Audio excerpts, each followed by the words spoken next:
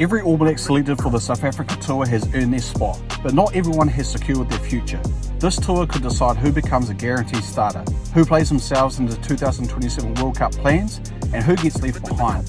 From young stars trying to lock down a jersey, to one veteran fighting to prove he still belongs. Here's my top 5. At number 5 is Billy Proctor. There's no doubting Billy Proctor's ability. Over the past few seasons, he's developed into Super Rugby's most reliable midfielder. Calm under pressure, strong defensively, and capable of creating opportunities with ball in hand. He's shown enough to earn his opportunities in the black jersey. But if we're being honest as an All Blacks fan, we're still waiting for that one performance. That one test where everyone sits back afterwards and says, Billy Proctor has made the 13 jersey his. So far, that moment hasn't arrived. That's not necessarily his fault. Breaking into the All Blacks midfield has never been easy, especially when you're competing against experienced internationals like Anton Leonard-Brown, Quinn Tupaia, and in-form Timothy Tawatawanawai. Every opportunity becomes incredibly valuable because there's always quality players waiting behind. Now comes the biggest challenge of his career. South Africa doesn't just test your attacking ability, they test your decision-making, your defence, and your physicality.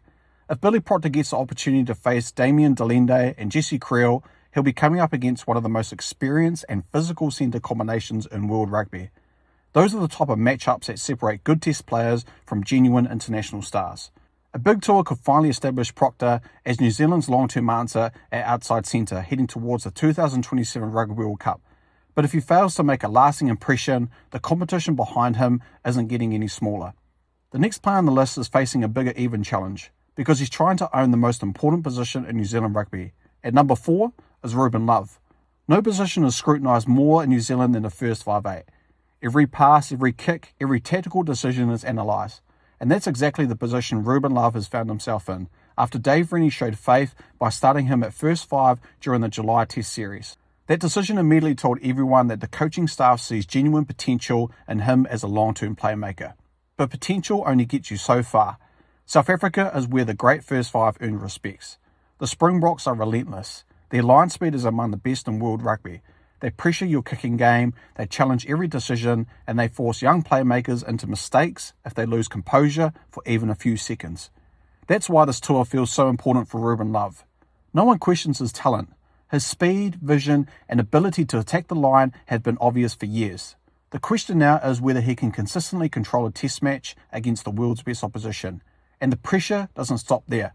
Waiting behind him are the 2 most experienced playmakers New Zealand has produced in Beauden Barrett and Damien McKenzie. Both know exactly what's required at this level, and both will be determined to reclaim or strengthen their own positions. Love doesn't need to produce miracles. He simply needs to show that he can steer the All Blacks around the park, make good decisions under pressure, and give the selectors confidence that the future of the number 10 jersey is in safe hands. If he does that, his standing within the squad grows enormously. If not, the battle for New Zealand's playmaking role becomes even more interesting over the coming months. But while Ruben Love is trying to establish himself, the next player is fighting for a completely different battle. At number 3 is Ethan Blackadder. Few All Blacks have earned as much respect from teammates and coaches as Ethan Blackadder. Every time he steps onto the field, his commitment is unquestionable. He carries hard, tackles relentlessly, and gives absolutely everything for the jersey. That's never been the issue. The problem has been staying on the field. Injuries have interrupted his career time and time again, preventing him from building the consistency that so many believed he was capable of achieving. Because of that, the All Blacks loose forward picture has changed dramatically. Ardie Savea remains one of the first names selected. Wallace Atiti has emerged as one of World Rugby's brightest young stars. Peter Lakai continues to develop, while Luke Jacobson and Simon Parker provide further competition throughout the squad. That means Blackadder isn't simply returning from injury. He's returning to arguably the most competitive position in the entire team. The encouraging part is that wherever he fits, coaches continue to back him. They trust his work ethic, they trust his physicality, and they trust the standards he brings to the squad. Now comes the opportunity to reward that faith. A demanding South African tour isn't just physically exhausting, it's mentally draining as well. 4 weeks of relentless collisions against the world champions is enough to expose any weaknesses. And that's exactly why this tour is so significant for Ethan Blackadder.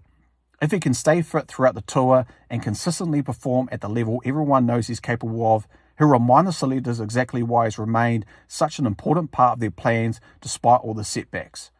But if you think that's pressure, wait until you hear about the player who arrives in South Africa carrying the expectations of the entire rugby nation. At number 2 is Wallace Satiti. Satiti has already proved he belongs in the All Blacks. Now he has a much bigger challenge, proving that he's one of the best loose forwards in the world. After an incredible breakout season and winning World Rugby Player of the Year, expectations have skyrocketed. But performing in Super Rugby is one thing. Doing it against the Springboks in South Africa is where reputations are truly made. The Springboks have long set the standard up front, with players like Sia Khaleesi and Jasper Wiese leading one of the most physical four-packs in world rugby. Satiti will be tested at every breakdown, every collision and every carry. Can he match the physicality while still playing the exciting brand of rugby we've already seen from him? If he can, there'll be little debate left about whether he's one of the world's elite loose forwards. This tour has the potential to turn Wallace Satiti from an exciting young star into rugby's biggest name. But even with all those expectations, no one enters this tour with more to prove than the man at number 1, Beauden Barrett. Just a few years ago, the idea of Beauden Barrett having to prove himself in the All Blacks jersey would have sounded ridiculous. He's a 2-time World Rugby Player of the Year, one of New Zealand's greatest ever backs, and a player who's delivered in some of the biggest test matches of his career. But rugby moves quickly. Young players emerge, coaches change, and competition never stops. After Ruben Love was preferred at first 5/8 during the July tests, Barrett suddenly found himself under more pressure than he's experienced in years. For the first time in a long time, his place isn't guaranteed. Now he's been given another opportunity, and South Africa is the perfect place to remind everyone what he still brings to the table. This isn't about rewriting his legacy. That's already secure. It's about providing the experience, leadership, and game management that are still vital as the All Blacks build towards the future. A big tour could see Barrett reclaim his place as the team's first-choice playmaker. But if he struggles, the momentum will continue to shift towards the next generation. And that's why he's top of the list. Billy Proctor is fighting to make the number 13 jersey his own. Ruben Love is trying to prove he's New Zealand's future at first 5. Ethan Blackadder is looking to show that injuries no longer define his career. Wallace Satiti wants to establish himself among the very best in world rugby, but Beauden Barrett is trying to prove that one of the greatest All Blacks of the professional era still has plenty to offer.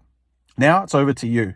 Do you agree with my top 5, or is there someone else in the squad who's even more to prove in South Africa? Let me know down in the comments below.